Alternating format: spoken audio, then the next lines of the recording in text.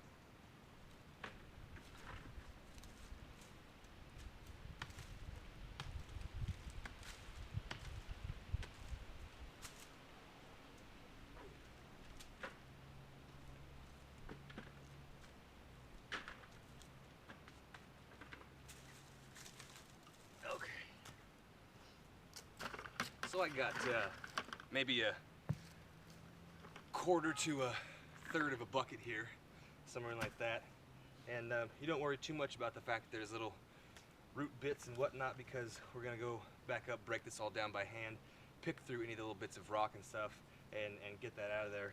So you'll kind of feel it. So anyways, we're gonna head back and start kind of picking through this and working it, show you how to kind of turn it into a clay, and do a couple of things. Probably do a pinch pot, do a little coil pot. Show you how to do both of those, at least the simple form.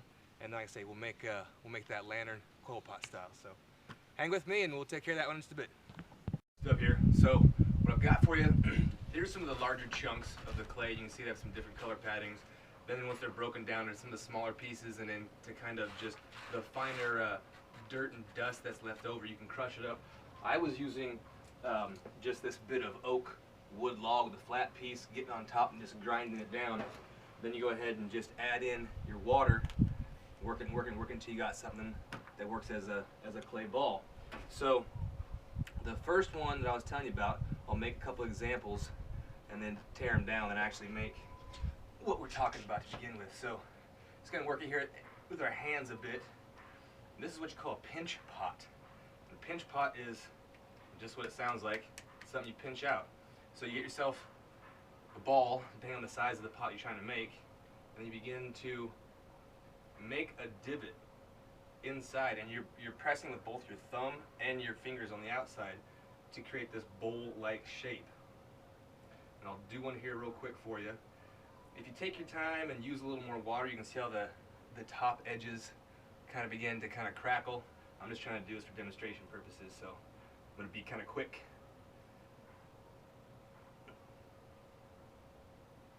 Alright, so without working any more on it than that, and believe me, you definitely could work a lot more on it than that.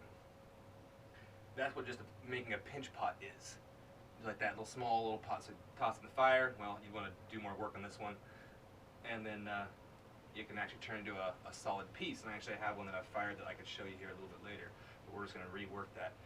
The other one that I was talking to you about earlier, or explained earlier, when we were going and grabbing the clay, was what's called a coil pot. And a coil pot is made by making what you may have ever played with Play-Doh or clay as a kid. You make snakes. You just kind of roll with your hands. You can do it on a table as well if you want to, but for this purpose here, we need to get a little more water on this clay here. It's drying out a little bit. There we go. Do it on the table, live on the clay. Get that back together again. Because you don't want a whole lot of cracking in it, otherwise you got to go back and fix what you're doing.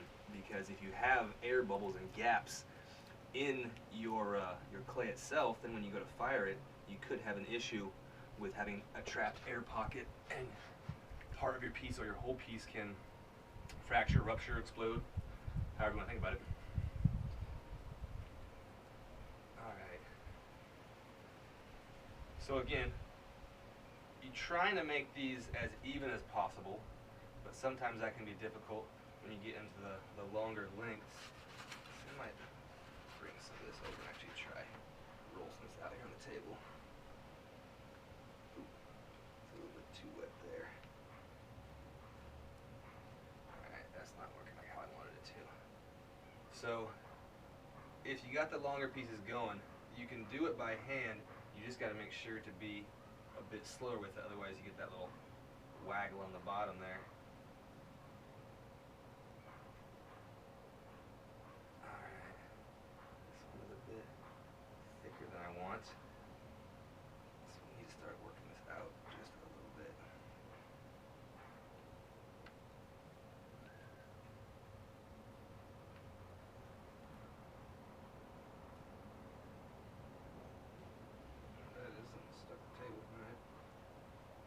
Let's start the table.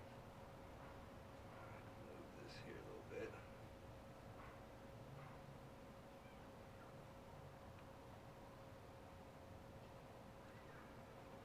Alright. So now what we're going to do is we're going to make the base, which will just be like the disc more or less.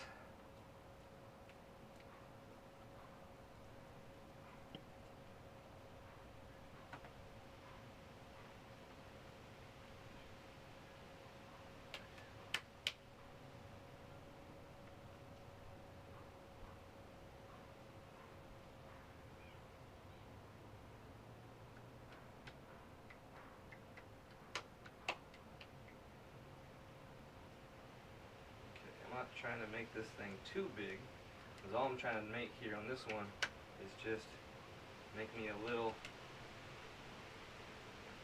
kind of something to hold a tea light. Think of it kind of like a lantern. Let's see how this thing turns out when it's done. Okay, one thing you're going to want to do is get you some kind of a tool. I should snap this, so I've got another kind of more of a brushy edge here, and you're going to want to score where the clay touches down. Give it some rough surface. That way it can stick to itself, stick together. So we'll rough that one down. Add on this piece here. Move it around. And then when we get to our end there, we'll just lock him off. Alright. So now I'm going to start just to kind of score and move some material right in and along here.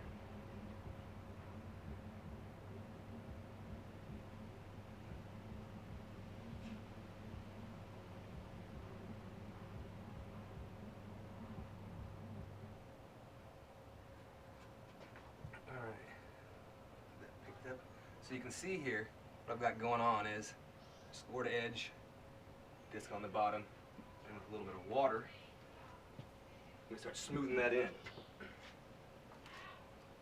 Alright, like that.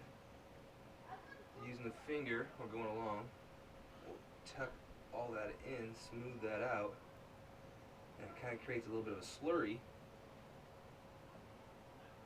out of the parts there. That then goes in to seal all the edges and cracks and portion. Alright. Going like this. This last little bit we're trying to take care of right here. see what we've got once we're done. And again, you're going to continue this process building up with the coils until you've got either the height you want, or in this case, we're going to go ahead and build it up and then make a bit of a hood portion for it. Again, to make that kind of a lantern like I was talking about, which is my goal for this one here. Alright. So that's the basics for that. I'm going to go ahead and shut her off for now, and then go ahead and bring it back once I got everything put together for you. But I'll just give you one last little shot in here on the inside. As you can see, the edge is starting to make a seam together. So, alright. Hang in there and we'll come back with the finished product. Alright there, folks. Well, it's been about an hour and 45 minutes or so, and start off with just that first base and the first coil, and now you can see what I've built up to here.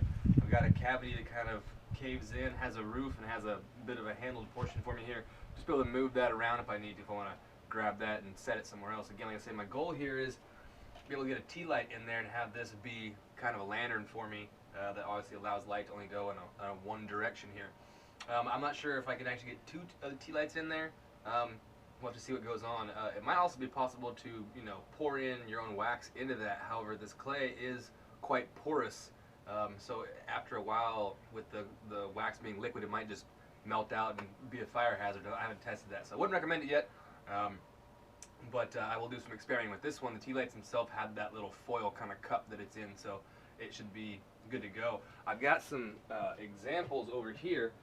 The two things that I had made for you earlier, which was the pinch pot and the coil pot. So here's an example of just the pinch pot itself. I have actually fired both of these. By fired, I mean I literally dug a hole in the ground, put some fire in there, slowly moved them towards while turning them and warming them, and then actually adding them into the embers and building the fire back up physically on top of them. And then here is more of a coil pot with a little pour spout here on the end. You can kind of see how it's ribbed a little bit from those coils and it's been smoothed over. And this one you can see it's got a bit of darkness on it from the fire itself, the smoke. This one did not. But as you can tell, when you clink these things together, it has that kind of ceramic sound now. This one. So they've fired enough to be hard. They'd hold some water, although they advise you not to hold water. Or put water in a long time. I just made them to kind of see if I could, and so we're going to go with the little lantern version now and see what we can do.